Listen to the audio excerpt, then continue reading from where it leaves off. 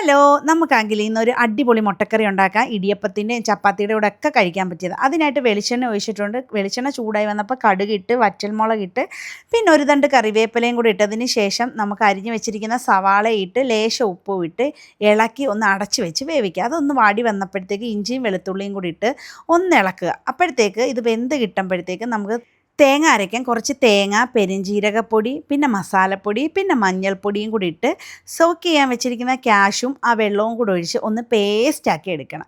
അപ്പോഴത്തേക്ക് ഇത് വാടി കിട്ടിയിട്ടുണ്ട്. അതിലോട്ട് തക്കാളിയും പിന്നെ പച്ചമുളകും ഒരു ചെറിയ ചിക്കൻ ക്യൂബും ഇട്ട് ഇളക്കി ഒന്ന് വാട്ടി വെച്ചിട്ടുണ്ട്.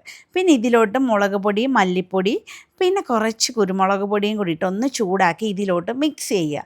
അങ്ങനെ മിക്സ് ചെയ്തതിന് ശേഷം നമുക്ക് അരച്ച് വെച്ചിരിക്കുന്ന അരപ്പും കൂടെ ഒഴിച്ച് നല്ലതുപോലെ ഒന്ന് ഇളക്കി കുറച്ച് വെള്ളവും കൂടെ ഒഴിച്ചതിന് ശേഷം നമ്മൾ ഈ പുഴുങ്ങി വെച്ചിരിക്കുന്ന മുട്ടയും കൂടെ അങ്ങോട്ട് ഇട്ട് ഒന്ന് തിളപ്പിച്ചെടുത്താൽ നമ്മുടെ കറി സെറ്റായിട്ടുണ്ട്. പിന്നെ വേണമെങ്കിൽ ഇച്ചിരി ഉപ്പും ഇച്ചിരി മസാലപ്പൊടിയും കൂടെ. ഇത്രയേ ഉള്ളൂ. Tata bye bye.